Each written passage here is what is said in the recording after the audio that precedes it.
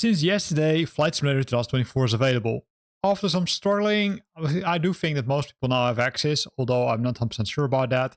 But if you've got access, you might struggle again with a new issue, which are your controllers. In this video, we're going to look at how to set up the controllers, and then specifically for the VelocityOne flight system, although you can reuse those steps on every joystick. Let's roll the intro, and then let's look at the Let's roll the intro and then let's look at the details.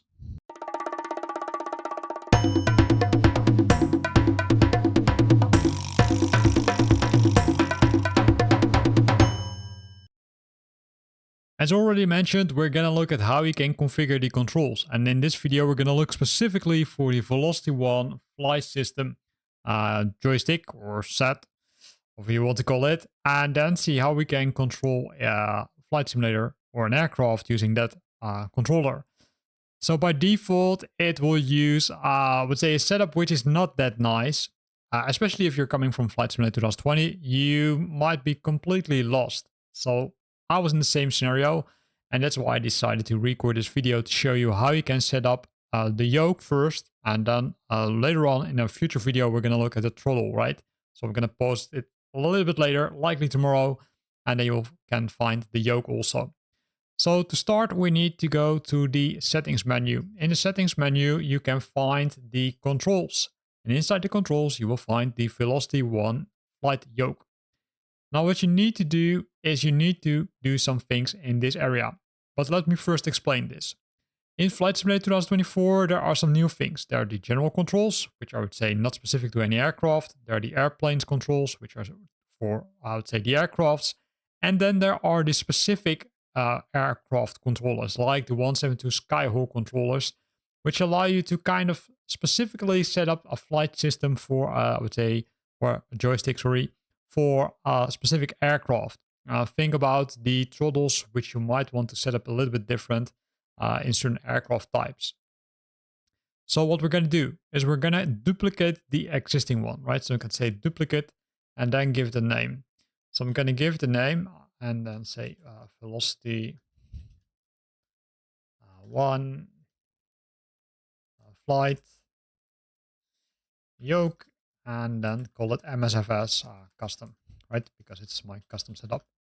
Now, if you want to apply to all the aircrafts, you can set the box over here or set as the default. You can also set it over here. If you do that, I would say that's an option, but it's not necessary to do it now because you can do it later on. The same thing we're going to do for this one. We're going to say duplicate and then provide the name. VelocityOne flight yoke MSFS custom. We're not going to check any of the options, and what it will do is will automatically switch to this option. Now, if you want to see which controls are assigned, you can press this filter option, which will show the assigned buttons. And here you can see all the buttons, but you can also see that there are some numbers behind it. And if I click on the gear, I can see that in this case, this specific option or button has been connected to all these functions. And that really doesn't make any sense if you ask me. But hey, there must be some logic behind it. So what we're going to do is we're going to remove all the bindings. And to do that, we're going to press the gear again and then press the clear option. And say OK. And then the same thing here. And then say, okay, hey, I want to clear it. And then the whole list is empty, right? A little bit scary, I understand. But hey, I'm going to help you to make sure that it works again. So we're going to change the view to either essentials, but you can also set it to none, because we're going to use this search box on the top to find certain controls. So the first one we're going to look at is the POV number 0. Where it's actually is the POV number 1, but it's called POV number 0 in on the PC version, or POV on the Xbox. So keep that in mind. And we're gonna search for, let's say, the quick view, right? The quick view shows us the quick cockpit free look. That's what we're gonna configure using this button. And it can have, I'd say, in this case, can have 4 directions, right? You can look up, down, left, right. So I'm gonna search for cockpit. And it will show us a lot of options. And this is where the fun starts.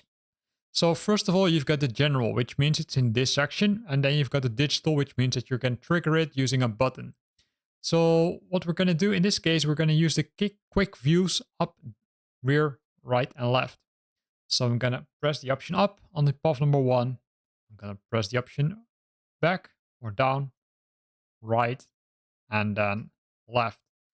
In this case, I can pretty easily, I would say, look quickly to the left, and if I release the joystick or release that button, it will remove, or I'd say it will return to the existing view. Now, what you could do, depending on if you like it or not, you can do the same thing for the external view, right? So if I search for the external view, external view, I will also have those options with the quick looks. So I can either search this whole long list, which is, I would say, pretty lengthy list, as you can see. But I can also, let's say, do it differently, right? So I can also search for quick, and then likely it will find me the information. So let me external quick, and then it will show me the settings. So again, I do the same thing. So left, rear, right, and then top. This shows you that you can define multiple controls. In this case, it works because it are different views, right? It's the cockpit view and it's the external view, so they won't conflict with each other if you use them. Then the next one is the B1, right? That's referred to button number 9 on both the Xbox as well as the PC, and that will be used to change the view. So we're going to search in this case for external view. Oh, actually, we see it already. This is the cockpit external view mode. So we're going to press the button and then we're going to click it. You can see that velocity number 1 or joystick button number 1 has now been assigned to the general view again, which makes sense because that's correct. So continuing with the list, we're going to move to the head number 1. Head number 1 has the up, down, left, and right. And they're used to change to the instrument views, right? So instrument view, I'm going to press it and search it, and then we've got the previous system. So the previous one is head down, that's button number 15, and if we want to do the next instrument, we are using button number 13. Keep in mind on the Xbox they are button number 23 and button number 25 respectively. Then of course we've got the head left and head right, and those are to trim the ailerons. So I'm going to search for aileron, and then it will show you a long list. And there you will find a lot of options. Make sure that you're selecting the correct one, right? So trim aileron left. Going to press it, button number 16 and button number 14. If you're using the Xbox, it is button number 26 and 24 respectively.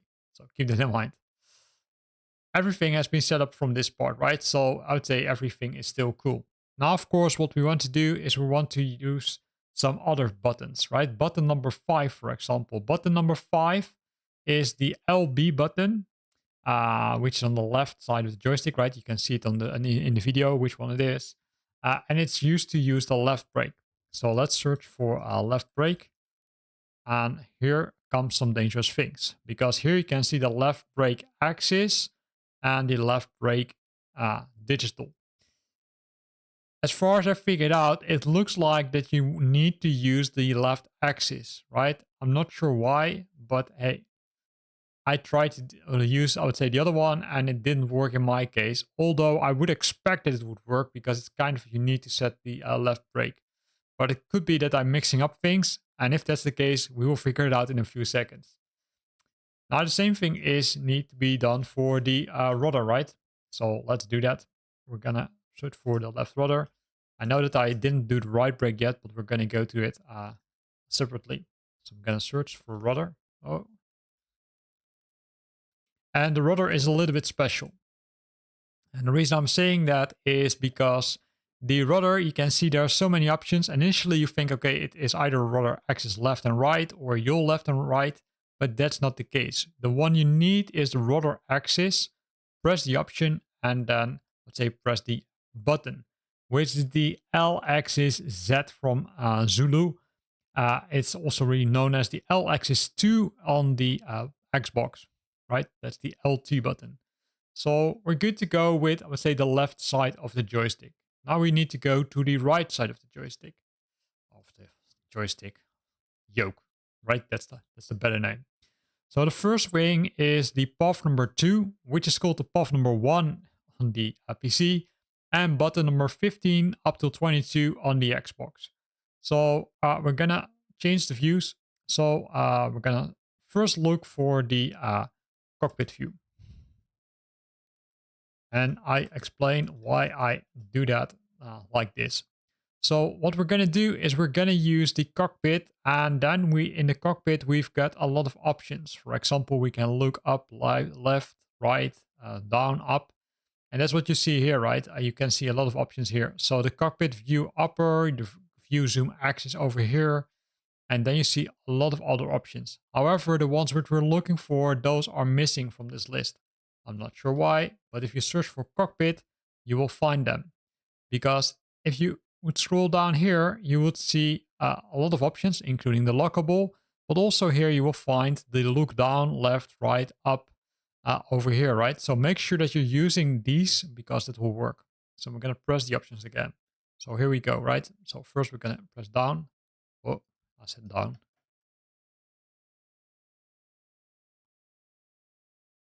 I'm pressing the wrong down. Here we go.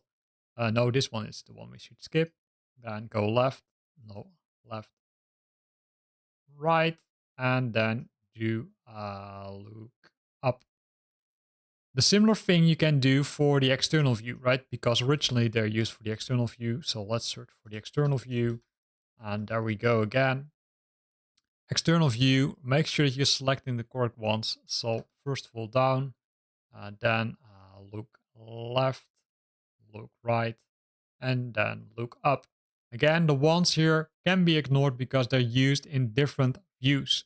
So nothing to worry about.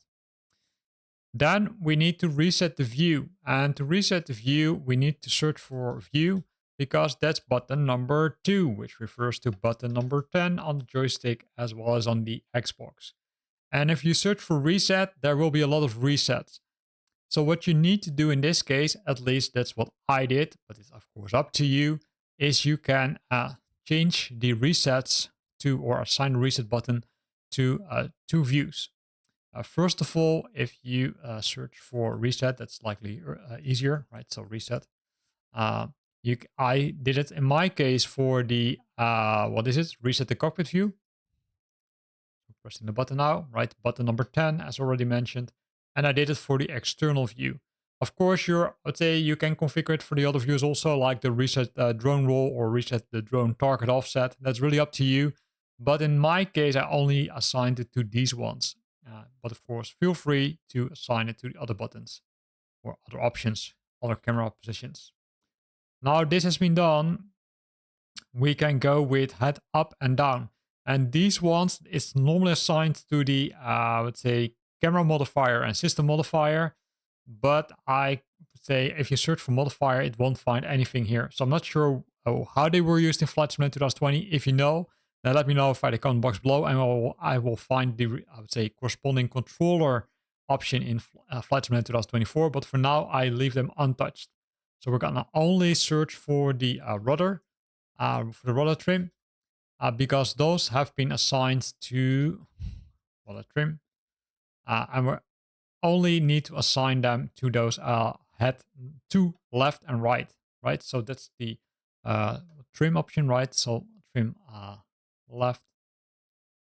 Gonna press the option, and it's button number 20. As you can see, it's button number 20. That's kind of weird because trim left. Yeah, button number 20.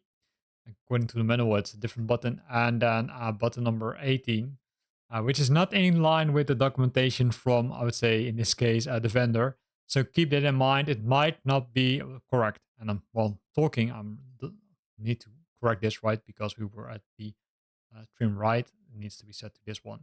So make sure that you're using the correct controllers. In some case, you will see that the buttons are a little bit different. I'm not sure what's causing it, but hey, that's what it is.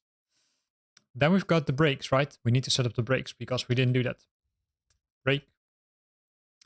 If I search for brake, I can also search for the right brake and then press that respective button. which is button number 6, according to, let's say, Flight Simulator.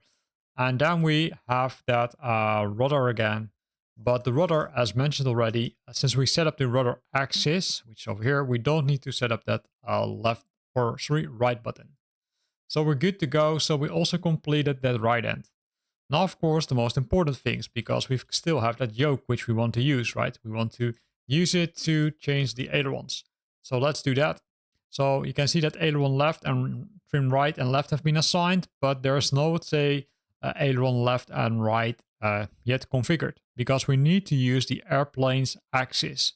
So if I move it, left and right is now configured. Of course, the same thing needs to happen with, let's say, the elevator. So again, search for elevator, and then you will find the elevator axis over here. Do it like this, and then press the joystick, which will assign the L axis Y or L axis 3 on the Xbox. Now there are a few, let's say, custom options which you can do. First of all, there's the, let's say, button A, which is the smart camera. So let's search for that. Smart camera, toggle the smart camera, and then press the respective button on the yoke, and down button number B. According to the manual, it needs to be set to show the checklist. Again, I'm not sure if this one works, but let's set it up. Likely you also don't use them on a regular base. And then we've got the nav log, which we can show, which is button number C. And then last but not least, we've got display the ATC, which is button number Y, or button number 4, as they call it. The rest of the buttons right on that yoke can't be configured. So let's now first check if everything works as expected. So we're going to go back to the aircraft and we're inside.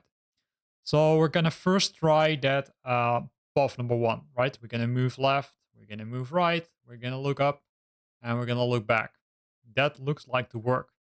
Now the next step is we're going to use that button number 1, which will move us to the outside. And if we press it again, it moves us to the inside. If we're moving to the outside, we can still use that path number 1 to have the different views of the aircraft, right? The top, from the front, etc. That works perfectly. So let's go inside the aircraft again. Because we need to test some other things, of course, right? We did a lot, but we didn't test everything yet. So what we're going to use is, in this case, the head up. And the head up, if you configure it correctly, it should go to the next instrument and the previous instrument. But as you can see, now I'm pressing them, really nothing happens. So likely I did something wrong. So let's go back to the control view and let's double check what I did wrong. Because it should work, right? Everything should work. So let's go to the settings menu again, and then let's go to the controls. And then let's make sure that if we're searching here in this menu for instrument, that previous and next instrument, yeah, they have been set up, right? So pressing it again, let's say button number down and up. Yeah, it looks like to be correct, right? So really wondering why it doesn't work. Might have to do because we're in a different view. That was likely the cause, right? We were not in the default view. So if I'm pressing those options now, or am I able to navigate to that? I'd say it doesn't work. That's really bad, right? It did work previously, but now it doesn't work for some reason. But believe me, it should work normally. So if you also encountered this issue, let me know, because I played around with this, I would say, in the previous setup, right, prior to recording this video. But for some reason, it doesn't work as we speak. Maybe we need to go to one of the views already. Yeah, that looks like to be a case. So we can, say, move to this, but only once we're in that, I would say, normal view. So keep that in mind that you likely can't use this only if you switch to the instrument view. So that brings me to an ID so that you can assign head number 2 button up, for example, to go to that instrument view. That likely could be an option, right? I will show you how to do that as we speak. So what you can do is, if you go to the settings menu, then search for the instrument view. instrument view. Then we have a lot of options, as you can see. Toggle instrument view number 10, instrument down. Switch to the instrument view below the camera. Toggle by auto select.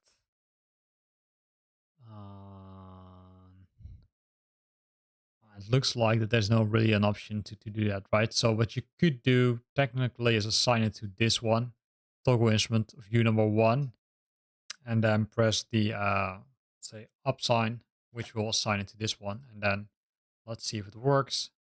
So we're going to reset the view and then use this one. Yeah, and then I would say you can use the other one, the head up, to move to different ones. So that's what I would do, but it's of course up to you if you want to do it like this.